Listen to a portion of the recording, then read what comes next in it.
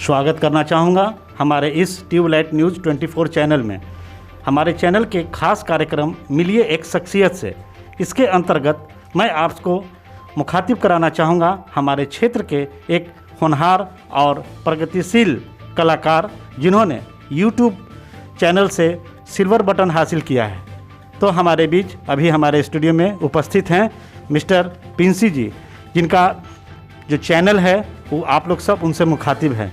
तो मैं सबसे पहले तो आपका स्वागत करना चाहूँगा पिंसी जी, जो आप हमारे चैनल में आकर के आप हमारे इस कार्यक्रम का शोभा बढ़ा रहे हैं। तो सबसे पहले मैं जानना चाहूँगा आपका पूरा परिचय।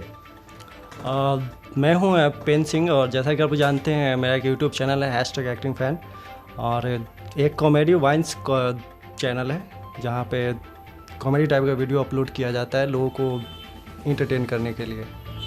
सर, हमने पहले बचपन में ही सुना था चला मुरारी हीरो बनने, ये बहुत ही आकर्षक हमको लगा था। और आपके बारे में भी मैंने ऐसा ही कुछ सुना था कि आप घर से तो निकले थे पढ़ाई करने के लिए, तो फिर कैसा आपके साथ में ऐसी घटना हुई जिससे आप प्रेरित हुए इस कलाकारी क्षेत्र में आने का? ये आपने तो बिल्कुल सही कहा। और हम 2015 में निकले थे पढ़ाई के सिलसिले में पटना के लिए। अब वहाँ पे हम मेडिकल का टारगेट बैच करते थे, क्लास करते थे, लेकिन जो एक मन होता है अंदर से कि कुछ लोग होते हैं जैसे पहले उनको पता होता है कि जो वो काम करना चाहते हैं उसमें उसका जो है मन लग रहा है या नहीं लग रहा है। तो मेरे साथ क्या था कि मुझे डॉक्टर में कोई ज़्यादा ये इंटरेस्ट नहीं था, और इसीलिए फिर हम दिल्ली चले गए। और जब दिल्ली में गए तो वहाँ पे भी मेडिकल की तैयारी कर रहे थे, लेकिन फिर क्या किया कि एक साइड से हम एक एक्टिंग क्लास, एक लाइव वायर इंस्टीट्यूट जो दिल्ली साउथ एक नॉर्थ कैंपस नॉर्थ ईस्ट में है, GTB नगर में, तो वहाँ पे ज्वाइन किए थे लाइव वायर्स इंस्टीट्यूट। तो फिर एक्टिंग अच्छा लगने लगा, तो फिर सोचे कि इसके बाद फिर हम जैसे ही क्लास पूरा हुआ उसके बाद हम मुंबई चले गए। सर, ये मैं आपको बीच में रोकना चाहूँगा। जो आपने जो अपनी लाइफ का जो एक प्रोग्रेस का जो रेखा बनाई थी, वो रेखा से उसमें आपको ऐसा क्या महसूस हुआ जिसमें आपको लगा कि हम इस रेखा से आगे नहीं बढ़ सकते हैं, तो आपने एक पैरेलल रेखा बनाया और उसमें आप इस मुकाम तक पहुँचे।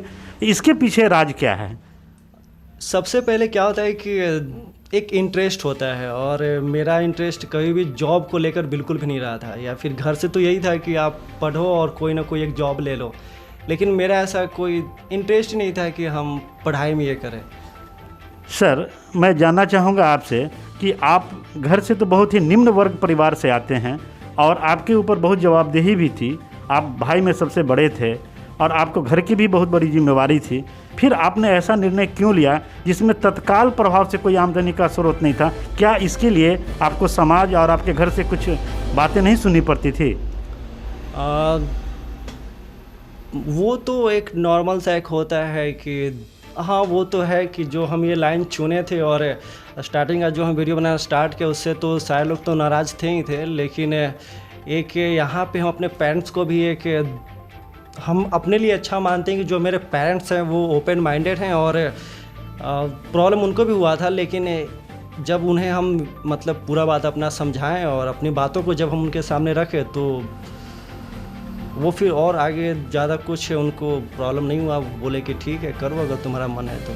सर, अभी जो है आप YouTube चैनल पर आप जो अपना चैनल जो बनाए हैं उसमें अभी कितने सब्सक्राइबर अभी आपके पास हैं? उसमें 4,70,000 क्रॉस करने वाला है। मैं तो समझता हूँ कि 4,70,000 क्रॉस करना एक मामूली बात नहीं है, और हम जहाँ तक समझते हैं कि हमारे क्षेत्र नौबतपुर में इतना सब्सक्राइबर पालने वाला तो अभी तक कोई नहीं है। तो इस विषय में आपको कितना खुशी तक आप इजहार करेंगे अपना?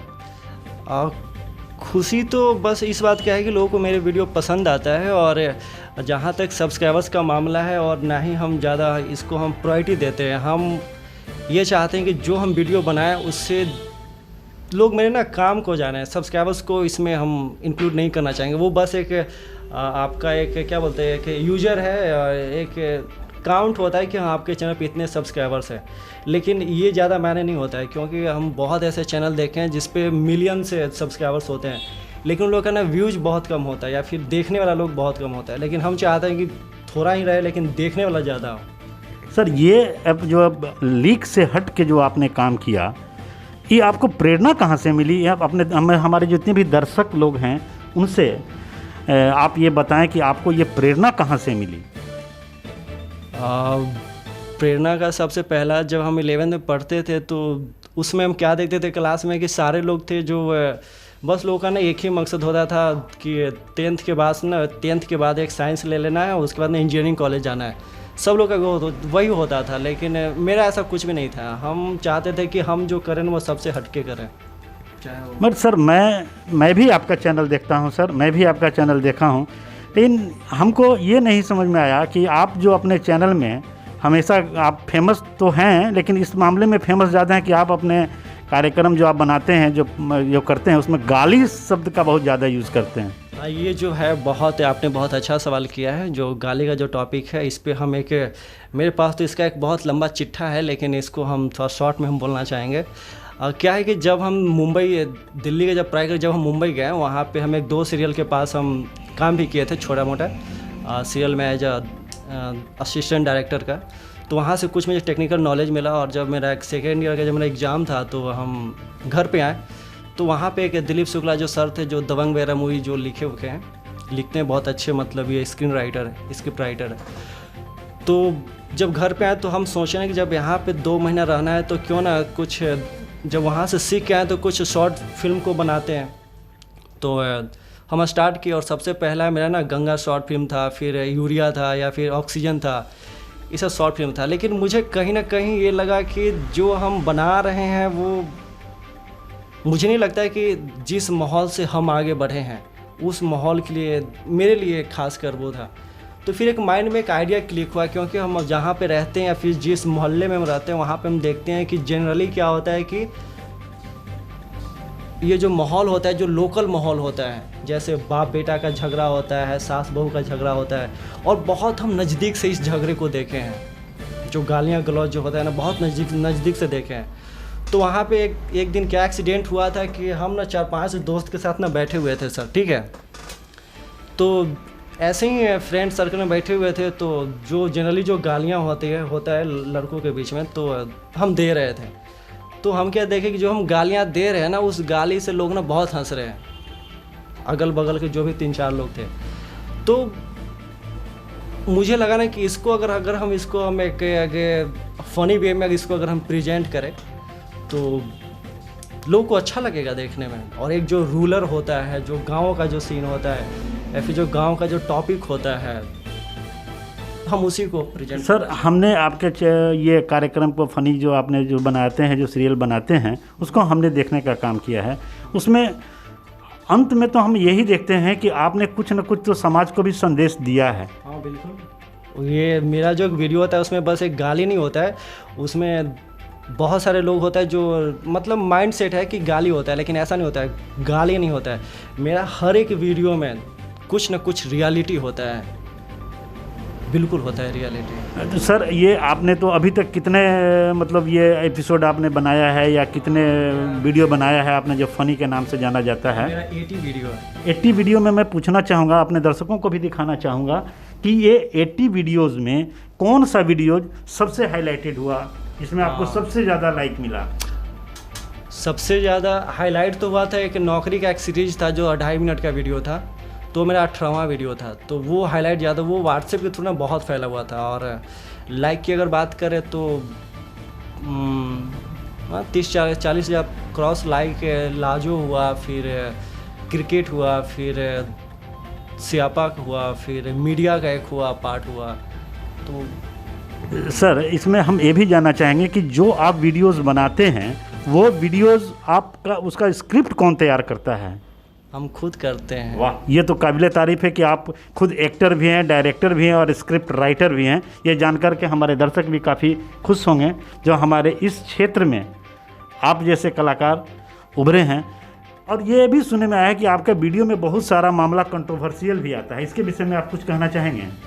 कंट्रोवर्शियल कुछ ऐसा होता नहीं, लेकिन क्या है कि जब आपके साथ अगर 4 से 5 लाख मतलब जो भी लोग आपसे जुड़े हुए हैं, तो आप जो भी कंटेंट आप डालते हैं तो ऑब्वियसली सी बात है कि उसमें से कुछ को वो कोई चीज़ वर्ड बुरा लग जाता है, और इसमें उनकी कोई बुराई नहीं है, मेरी गलती भी हो सकती है, क्योंकि हम जो भी कॉन्सेप्ट लिखे, कोई भी स्टोरी लिख दिए, कोई वर्ड ऐसा होता है जो हम बोल देते हैं, तो वो शायद नहीं। और कभी कभी तो ऐसा भी होता है कि लोगों को वो समझ नहीं पाते हैं, है ना? हाँ, समझ भी नहीं और पाते अपनी हैं। समझ के अनुसार वो अपनी प्रतिक्रिया हाँ, देते हैं। हाँ, क्योंकि वो हम अपने पॉइंट ऑफ व्यू से वीडियो को बनाए हैं, और वो अपने पॉइंट ऑफ व्यू से उस वीडियो को किस तरह से देख रहे हैं। जी जी। तो ये उनके ऊपर बहुत ज़्यादा होता है कि वो सामने वाला पर्सन किस तरह से देख रहा है, क्योंकि वो तो हमसे पूछते नहीं है कि आप ये कॉन्सेप्ट को कैसे बनाया, एक्सप्लेन तो कुछ मांगते नहीं है। लेकिन सर अभी जो है, अभी आपका वीडियो जो आया था बाबा करके कोई आया था, जी जी, तो वो भी बड़ा कंट्रोवर्शियल में रहा। इस विषय में आप कुछ कहना चाहेंगे क्या? हमारे दर्शकों को बताइए। हाँ, बिल्कुल कहना चाहेंगे। और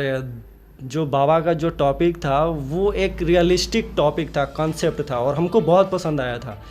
तो वो एक्चुअली मेरा एक दोस्त था, वो सौरभ का वो कॉन्सेप्ट था बाबा का। तो ऐसे ही हम लोग देखते हैं नुक्कड़ पे या फिर चौराहे पे जो लोग बेचते हैं, कुछ जड़ी बूटी हो गया या तेल वेल हो गया, लोग बेचते हैं। तो बस उसी को हम एज अ उसमें ये किया। वहाँ पे बहुत सारे ये भी कमेंट था कि जो ये टॉपिक आपने बनाया है ये सेम टू सेम, मतलब कि यहाँ पे भी ऐसे एक बाबा हैं जो इस चीज़ को मतलब प्रेजेंट करते हैं, या फिर अपना उनका ये बिजनेस टाइप का है। तो बहुत लोग को रियलिटी भी लगा ये चीज़। अच्छा सर, ये आप जो बना रहे हैं, वीडियोस बना रहे हैं, तो इस बीच में आप कुछ संदेश भी देना चाहेंगे क्या? या आपके दिमाग में वैसी भी बात आती है कि आप जो हमारे समाज में इस कला के क्षेत्र में आप आगे आए हैं, तो इसमें आप इंजन का काम करेंगे और बाकी सारे बोगियां भी रहेंगी। मेरा कहने का अर्थ ये हुआ कि आप जो कलाकारी में आगे बढ़ रहे हैं, तो क्या आप ये चाहेंगे कि आपके नीचे भी जो हैं, आपके जो फॉलोवर्स हैं, उनको भी कभी मौका मिलेगा क्या आपके साथ जुड़ने का? सबसे पहले तो मेरे साथ और भी बहुत लोगों का आता है कि हम भी जुड़ना चाहते हैं, लेकिन मेरा एक अलग एक एल्गोरिथम, मतलब क्या बोल सकते हैं, मेरा एक अलग क्राइटेरिया है कि हम ज़्यादातर लोगों को हम जोड़ते नहीं अपने साथ। उसका रीज़न है कि नहीं, ये अलग, वो ग्रो कर सकते हैं इस फील्ड में, यूट्यूब के फील्ड में वो ग्रो कर सकते हैं, नो डाउट है, और हमें चाहेंगे कि आप आगे विकास कीजिए। लेकिन पर मुझसे जुड़ने का होता क्या है कि इसमें हमारे आसपास के जो भी लोग होते हैं, हम तो खैर ओपन माइंडेड है, मेरे फैमिली को कोई प्रॉब्लम नहीं होता है, लेकिन कोई भी पर्सन अगर सामने से आकर मेरे साथ अगर काम करता है तो उसका माइंड सेटअप किस तरह से है, किस तरह से नहीं है, उसके बैकग्राउंड्स के जो माइंड सेटअप है किस तरह से है। तो इस वजह से हम ज़्यादातर लोगों को हम खुद अपने में हम ऐड नहीं करना चाहते हैं। चलिए, तो सर ये हम बताइए कि आप जो इतने बड़े मुकाम पर अभी तक जो पहुँचे हैं, इसमें क्या क्या बाधाएँ आपको आई हैं? मैं ये इसलिए शेयर कर रहा हूँ कि ज़िंदगी में हर मुकाम को पहुँचने के लिए बाधाएं तो बहुत होती है। उस बाधाओं को कैसे आपने पार किया, और लोगों को क्या संदेश देना चाहेंगे कि वो उनके साथ भी जो अगर आगे बढ़ना चाहेंगे तो बाधाएं तो उनका भी पीछा करेगी। तो वो बाधाओं को आपने कैसे पार किया, ये कुछ हमारे दर्शकों को बताना चाहेंगे? मेरे लिए प्रॉब्लम का जो फेज था वो क्या है कि जो हम स्टार्टिंग जो हम अपने काम पे काम किए ना, उसमें एज अ वीडियो क्रिएटर के रूप में हम स्टोरी को खुद ही लिख लेते थे, रिकॉर्डिंग का से मतलब खुद ही कर लेते थे, और जो भी इसमें मतलब होता था वो हम ज़्यादातर ना मेहनत ना खुद से किए हैं। तो इसलिए वीडियो बनाने के तो हाँ, और बाधा जो आता है कभी कभी एक दो बार आया था कि कोई सीन जैसे हम गांव में जैसे रिकॉर्ड कर रहे हैं, तो एक बार ऐसा हुआ था कि एक सीन को जुआरी का पार्ट था, उसको हम गांव में एक माइक लेकर हम वो रिकॉर्ड किए थे। तो उसमें से निगेटिविटी आया था कि लोगों को बुरा लगा था कि आप अगल बगल मतलब समाज में ये सब आप रिकॉर्ड नहीं कर सकते हैं। तो प्रॉब्लम बस कहीं कहीं हमको वो नज़र आता है कि जो टॉपिक हम बनाना चाहते हैं, अगर कहीं पे अगर आप बनाते हैं तो लोग उसको लेकर ना रिएक्ट करते हैं। ऐसा एक हमको यही एक प्रॉब्लम टाइप का लगता है। अच्छा सर, ये आपके बारे में तो परिचय लिया आपने कि बहुत सारी बाधाओं को भी पार करके इस मुकाम पर आप पहुँचे हैं। तो चलते चलते मैं आपसे एक सुशांत सिंह राजपूत के बारे में आपसे कुछ पूछना चाहूँगा, है ना? उनके बारे में 2 शब्द आप दर्शकों को बताएं।